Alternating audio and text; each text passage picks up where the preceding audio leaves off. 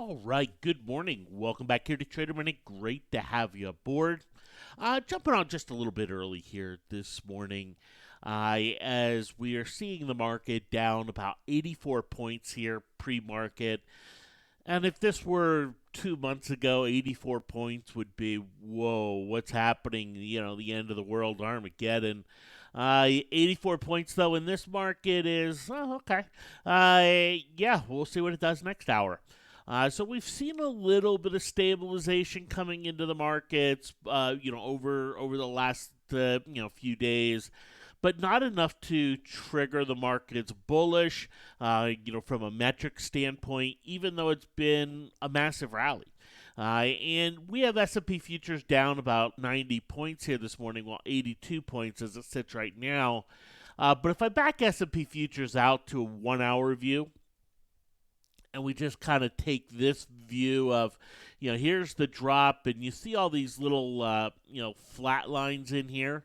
This is where futures were halted because they were just down too much, and so they were halted overnight. And then we had this rally starting pretty much, Sunday night, a week and a half ago, and the gap down in futures, and then this rally up by almost 20%. Just a massive rally over the course of a week. And it led a lot of people to say, hey, you know what? The bottom's in. Here we go. Boom, boom, boom. Okay, great. You heard all the hyperbole, all the bottom calling. And this morning, we're going to hear the bears. We're going to hear them growl. We're going to hear oh man, look, it's not over, blah, blah, blah.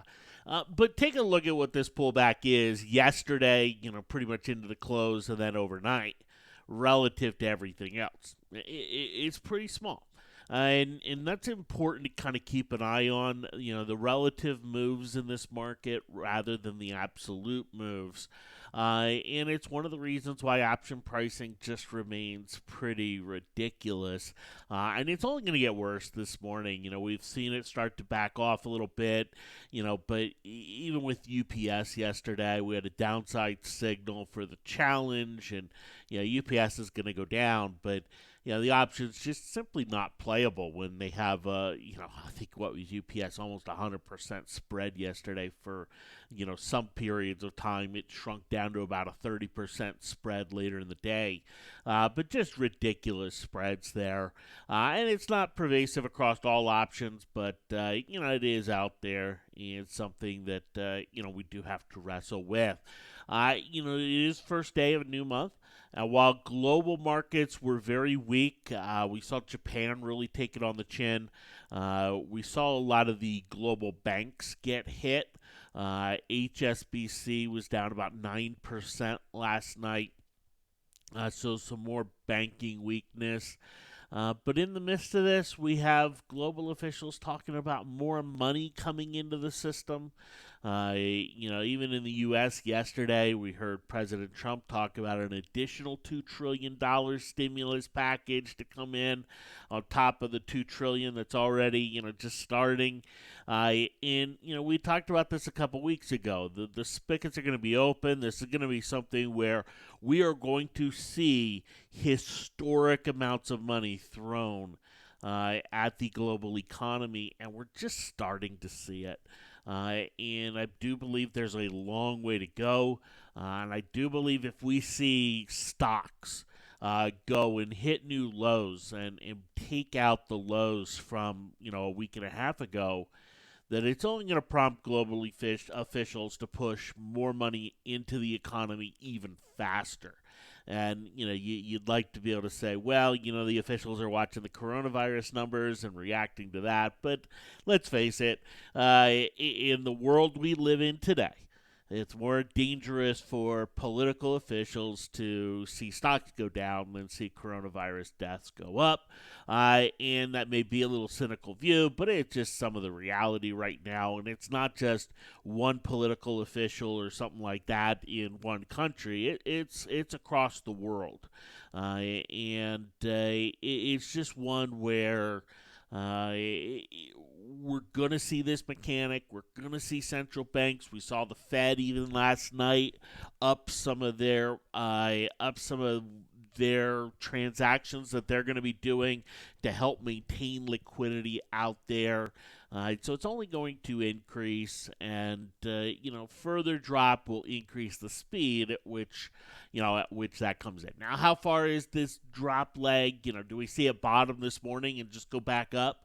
There is that chance. I do think that if we see the Sunday night, or this kind of Sunday night futures low that was hit, if we see that taken out here today, we're probably going to see another big dose of selling to where we could see the markets, go limit down this morning. That is a possibility where they do get halted. But yesterday when we saw the morning lows taken out, that's when we saw the selling come in. The next kind of lows to get taken out are these Sunday night lows. And we see those taken out. We could see some trouble here, some further trouble here in the market today.